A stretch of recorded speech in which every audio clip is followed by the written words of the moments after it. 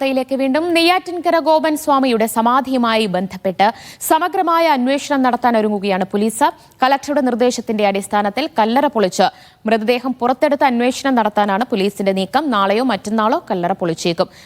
ജീവനോടെയാണോ സമാധി ഇരുത്തിയത് അതോ മരണശേഷമാണോ എന്നുള്ള കാര്യം പോലീസ് അന്വേഷിക്കുന്നുണ്ട്. മുഹമ്മദ് ആഷിഖ് വിവരങ്ങൾ നൽകും. ആഷിഖ്, കലക്ടറുടെ അനുമതി ലഭിച്ച ശേഷം വീണ്ടും മൃതദേഹം പുറത്തെടുത്ത് പോസ്റ്റ്മോർട്ടം നടത്താൻ ഒരുങ്ങുകയാണോ പോലീസ്?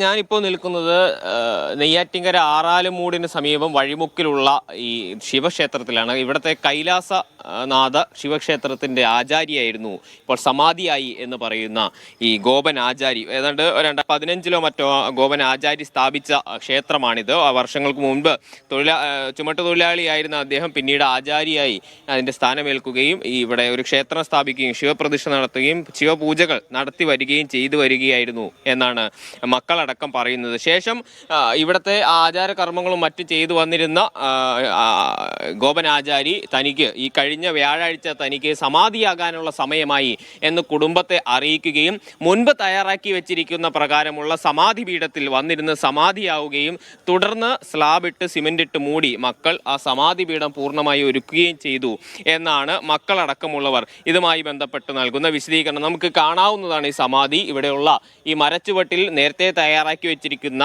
ഈ സമാധി പീഠത്തിൽ വന്നിരുന്ന ശേഷം ഇരുന്ന് സമാധിയായി മറ്റു പൂജാകർമ്മങ്ങൾ ചെയ്തു തീർത്തു എന്നുള്ളതാണ് ഇതുമായി ബന്ധപ്പെട്ട് മക്കൾ നൽകുന്ന വിശദീകരണം. ഈ സമാധിയായതിനു ശേഷം തൊട്ടടുത്ത ദിവസമാണ് ഈ ബ്രഹ്മശ്രീ ഗോപൻ ആചാരി സമാധിയായി എന്ന പോസ്റ്റർ ഈ പ്രദേശത്ത് ഒട്ടിക്കുമ്പോഴാണ് ഇങ്ങനെയൊരു സംഭവം നടന്നു എന്ന് നാട്ടുകാർ അറിയുന്നതും തുടർന്ന് ഇതുമായി ബന്ധപ്പെട്ട വിവാദങ്ങൾ ഉണ്ടാകുന്നു. നാട്ടുകാർ ഇതിന് പിന്നിൽ ദുരൂഹതയുണ്ട് എന്ന് ആരോപിച്ച് പോലീസിലടക്കം പരാതി നൽകുകയും ചെയ്തു. ഈ പരാതിയുടെ അടിസ്ഥാനത്തിൽ നിലവിൽ man missing case police register ചെയ്തിട്ടുണ്ട്. അതുമായി ബന്ധപ്പെട്ടുള്ള അന്വേഷണങ്ങൾ ആരംഭിച്ചിട്ടും ഉണ്ട് എന്നുള്ളതാണ്. വലിയ ദുരൂഹതകൾ, അനാചാരങ്ങൾ, ആഭിചാര ക്രിയകളെല്ലാം ഈ കോമ്പൗണ്ടിനുള്ളിൽ നടന്നിരുന്നു. ഇതിന് പിന്നിൽ ദുരൂഹത എന്താണ് എന്ന് പുറത്തു വരണമെന്ന ആവശ്യമാണ് നാട്ടുകാരുടെ ഭാഗത്തു നിന്നുണ്ടാകുന്നത്. ഇപ്പോൾ നടക്കുന്ന അന്വേഷണങ്ങളുടെ ഭാഗമായി ഗോപൻ ആചാരിയുടെ മക്കളുടെയും മറ്റു ബന്ധുക്കളുടെയും അടക്കം മൊഴിയെടുത്തുകൊണ്ടുള്ള ഒരു അന്വേഷണമാണ് നടത്തുന്നത്. ഇതുമായി ബന്ധപ്പെട്ട് ഏതെങ്കിലും ഒരു ഘട്ടത്തിന്റെ ആവശ്യമുണ്ടെങ്കിൽ ഈ സമാധി പൊളിച്ച് അവിടെ നിന്ന് ഗോപൻ ആചാരിയുടെ മൃതദേഹം അടക്കം പുറത്തെടുത്ത്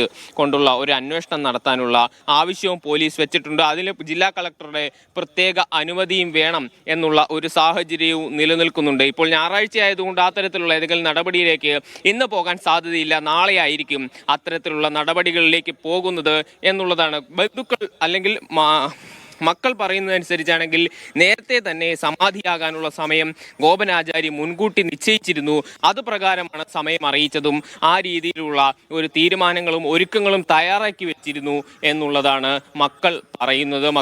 രണ്ട് മക്കൾ ആൺമക്കളാണ് ഗോപൻ ആചാരിക്കുള്ളത്. ഗോപൻ ആചാരിയുടെ വീടാണ് നമുക്ക് ഇപ്പോൾ ഈ കാണുന്നത്. വീട്ടിനുള്ളിൽ ഗോപനാചാരിയുടെ 2 മക്കളും മക്കൾ അടങ്ങുന്ന കുടുംബവും ആണ് ഉള്ളത് എന്നുള്ളതാണ്.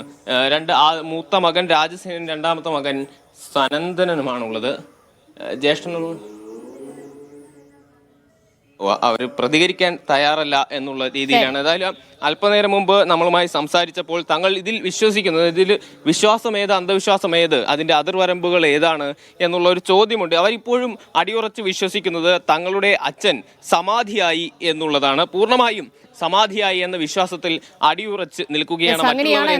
സ്വാമിയുടെ മക്കൾ വിശ്വസിക്കുന്നത് അദ്ദേഹത്തിന്റെ സമാധി സ്ഥലത്ത് നിന്നാണ് മുഹമ്മദ് ആഷിഖ് വിവരങ്ങൾ നൽകിയത്. പോലീസ് എന്തായാലും ദുരൂഹത സംശയിക്കുന്നുണ്ട്. അതുകൊണ്ട് തന്നെയാണ് കളക്ടറുടെ അനുമതി തേടിയ ശേഷം വീണ്ടും മൃതദേഹം പുറത്തെടുത്ത് പോസ്റ്റ്മോർട്ടത്തിന് ഒരുങ്ങുന്നത്.